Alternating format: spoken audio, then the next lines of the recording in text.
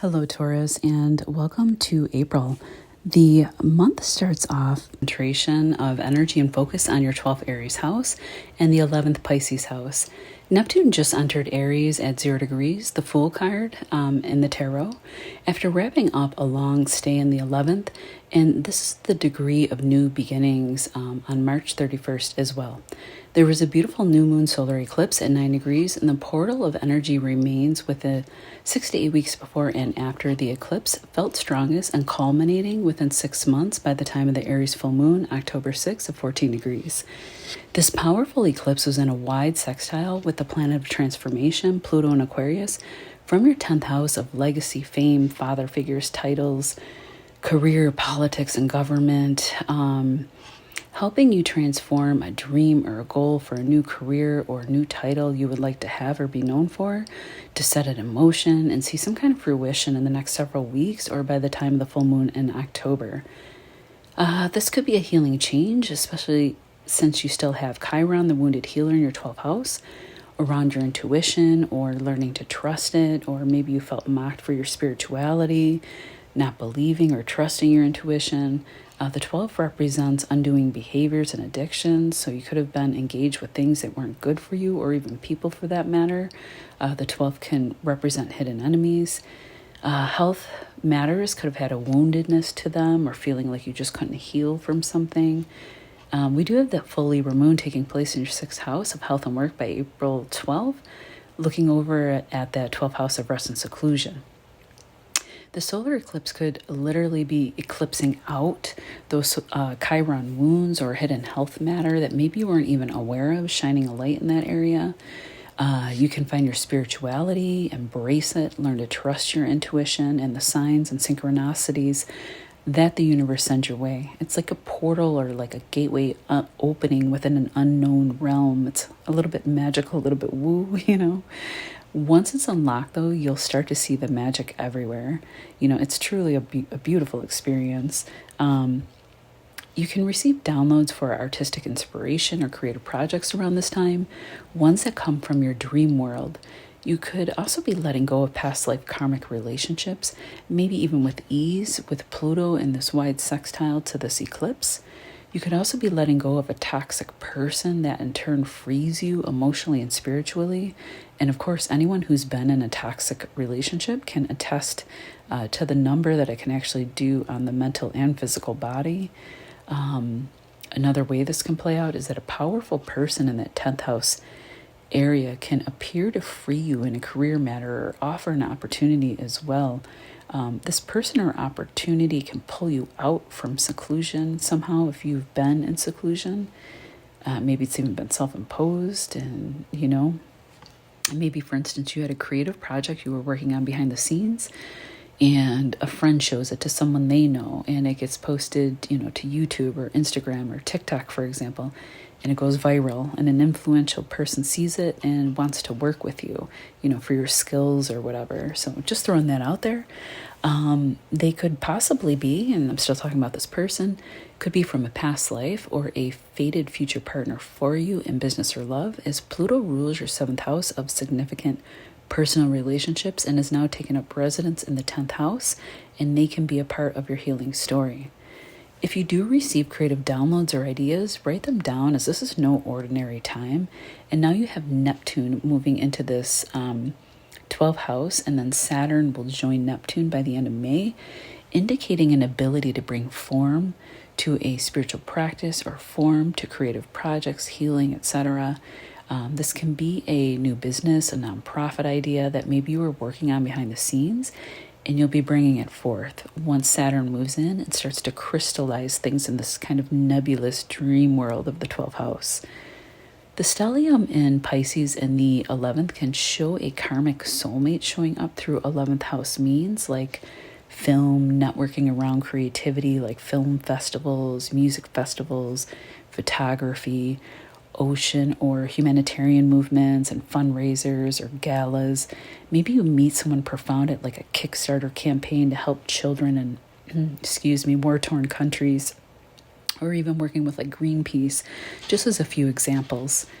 Let's see, April 8th through April 30th, Mercury goes direct in Pisces at 26 degrees, showing a slow but now forward momentum in the 11th house area of charity work, your biggest dreams, goals, friend networks, science and technology, science breakthroughs, group projects where you work with others towards a common goal. This is also the house of adoption, just throwing that out there. One that can help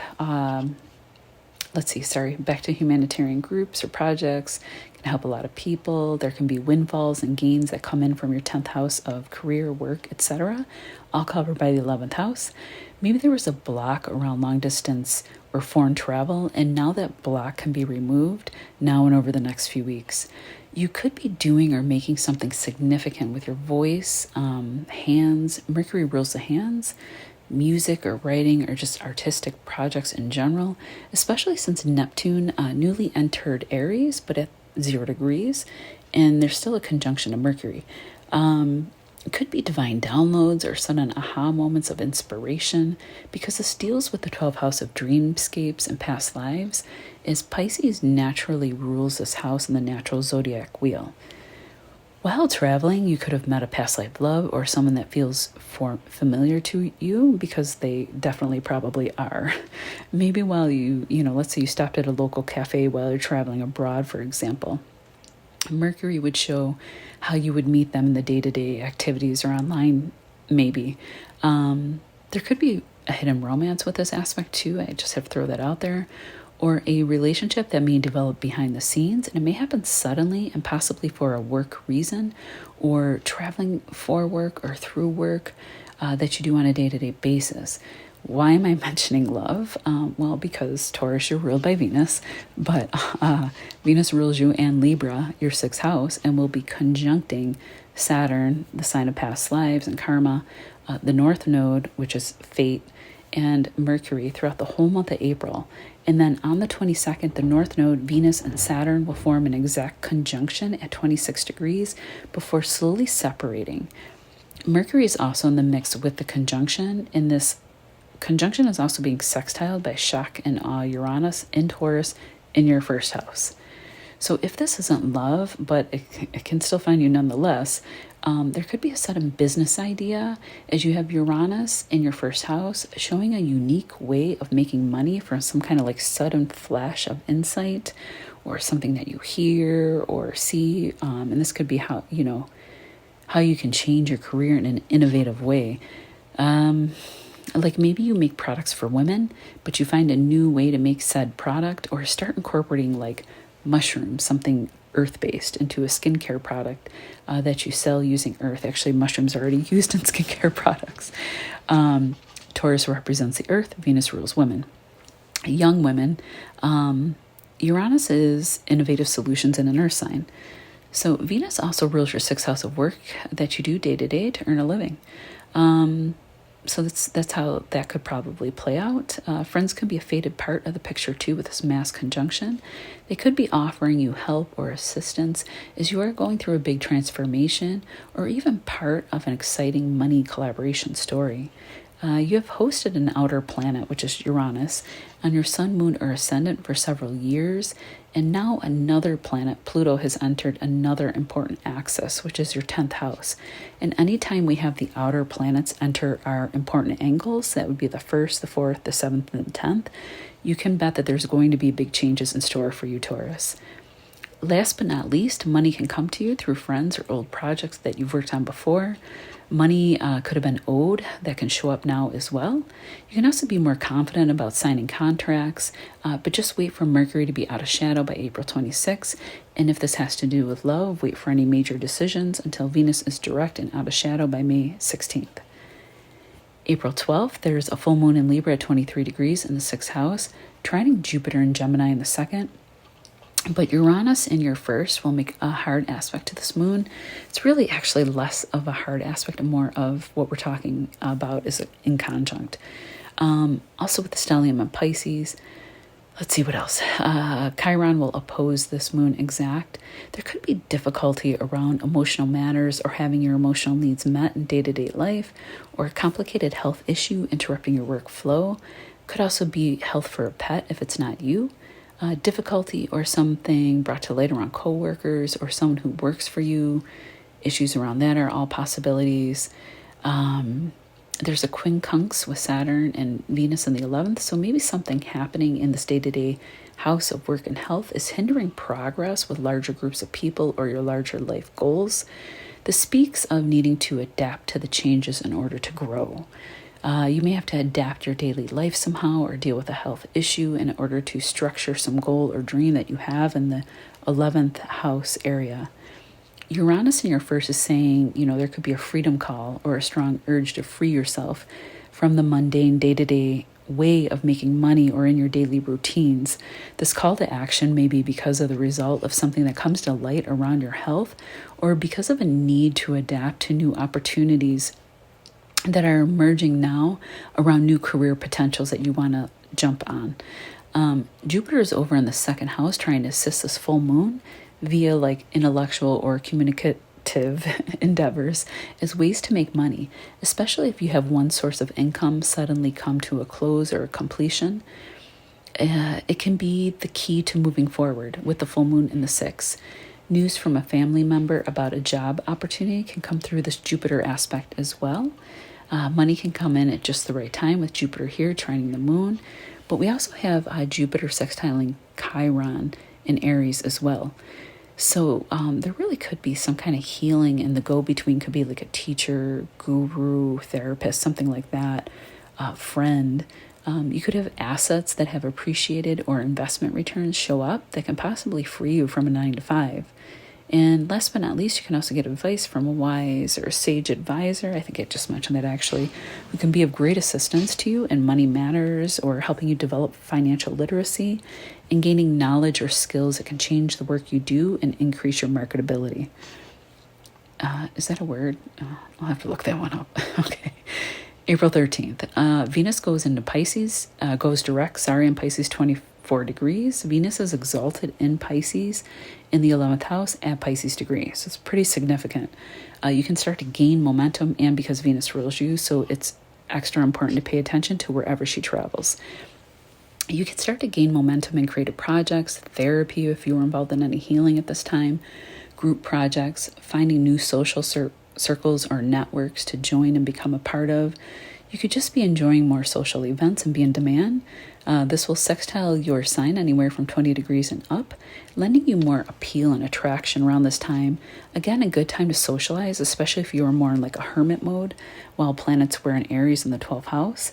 And this is kind of leading up to your birthday season. Usually the lead up to the birthday season is hermit season, where you're doing your spring cleaning internally and externally before you emerge into, Taurus's season. You may go hermit mode again, though, for a bit as Venus progresses up through that Aries and then that 12th house. Since Venus rules you in your 6th and was spending a lot of time in the 11th and 12th, your focus on love and money was there. You could have met someone fated in that house of friendship and good luck, or through the internet. And as Venus goes back into the 12th, you could be taking that romance behind the scenes. The 12th house is a house of seclusion and bed pleasures, just throwing that out there. If you're partnered, you and a significant other can be enjoying the time alone together after a period of like maybe intense socializing for whatever reason, or being out and about. And you could be retreating to spend time alone. You could also be traveling or working on something behind the scenes, a project work-wise, and be in good flow with Venus here. You could also just enjoy being alone in nature, meditating, hiking, starting a yoga practice, reading, diving into like a fantasy series. Also, Venus is moving into a trine with Mars, her lover, around this date, which could look like short travel or trips, maybe for social reasons, like a wedding, a fundraiser for a nonprofit. Your social life could be more vibrant, or online projects could be prominent and high focus, or you could be receiving communications via text, email, etc. This energy is prominent all the way until the first few days of June as the two lovers start to separate. This is big energy because as Venus and Mars race together, talking to each other from the 3rd house to your 11th, they'll shift into your Aries 12th house and your Leo 4th, showing a deep hidden love life that isn't so apparent to the world at large, but one that gives you security and happiness. If you're not attached, this could be a fated chance to meet somebody, romance for the books with this aspect. Maybe it's through creative endeavors or through spirituality, or it could be a spiritual love, very deep and mysterious, maybe with like a past life tinge to it, but also passionate because we have Mars here too, going back into a fire sign. And it could start off very secretive or hidden somehow. You can meet this person while working or volunteering in a field that involves compassion and care, like a nonprofit for children or a gala for like marginalized peoples, animals, the environment, etc. While you're in seclusion, you can also find this love, which sounds funny, but it can happen. Maybe it's through like the internet or something like that. You could last but not least be expressing your creativity from the home or spending time working and securing your home and finding time to spend with your loved ones and romantic partner. April 19th through June 18th. Mars is fully awake and ready to rip and roar as he goes into Leo, leaving that watery Cancer 3rd house and moving up to the 4th. If there had been any problems at home, within the home, with family members, renovations with a home, you can start to see relief and momentum now as Mars heads into an energy that he likes, Leo. There can be more fun in expressing yourself at home, feeling happier, less heavy, lighter. You could be having fun times with children, being active with children. Romance can happen, meeting someone new while you're at a sporting event near home. You may want to stay home more to work on projects within the home or be working more from a home office. Let's see, you could also be putting boundaries in place with family members, especially if that's the case and you're working from home, or maybe a little short on your temper with them with Mars in that 4th house. But overall, I think with Venus trining Mars until early June, there's a sweet spot in love, easing that passionate energy of Mars in the 4th. The next 2 months are a great time to move forward with your creative projects, especially since you had the solar eclipse in your 12th at the beginning of the month, and it's still in effect for the next few months, but waning and influence as time goes on. So, get cracking, Taurus.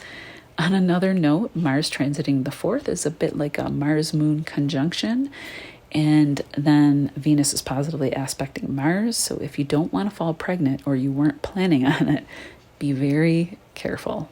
It's very much what we call a baby-making aspect.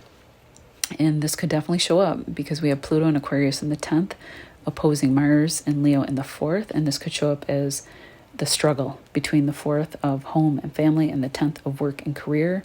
And this could change your title in that 10th in a powerful way, like not having children to suddenly becoming a mother or father, for example. April 20th through May 21st, the sun moves into Taurus, your 1st house, energizing and highlighting your body, your exercise routines, how you take care of yourself, self-improvements, money matters, banking, luxury goods, your diet, what you eat and drink. You can be more focused on yourself at this time. You will be more focused on security and what brings you comfort. April 27th, we have the new moon in Taurus at 7 degrees, your 1st house, and it's felt most Taurus sun, moon, arising from 4 to 12 degrees.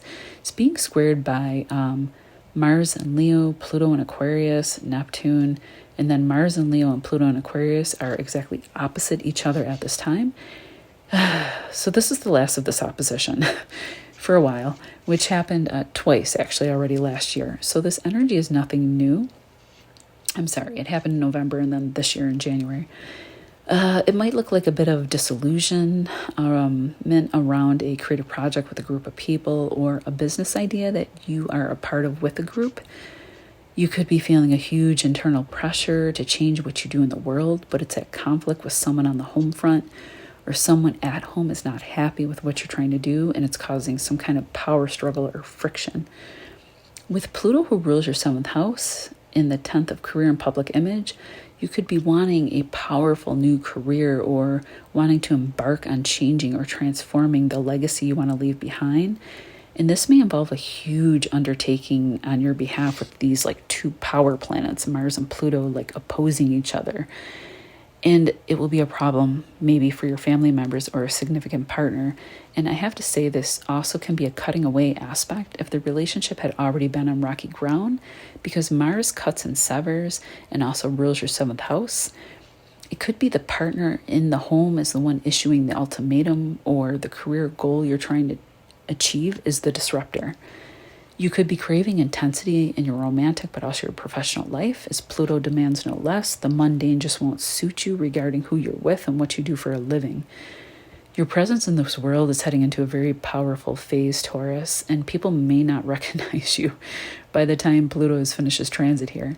But it also may reflect in a new life partner as well, and this will end up being a more authentic, transformative relationship for you. If you don't want a new partner, the key will be for you and another maybe to seek out therapy if needed. And this could be around vulnerability and intimacy, because this could be coming up, or issues around having your emotional needs being met and finding ways to grow and transform together. Again, this is the last of 3 oppositions, so I don't think I'm telling you anything that you don't already know, Taurus. And there can be big growth as long as the balance is struck, a shaking of the hand, so to speak, per aspera ad astra, through hardships to the stars. Take care, Taurus, and we'll see you in May.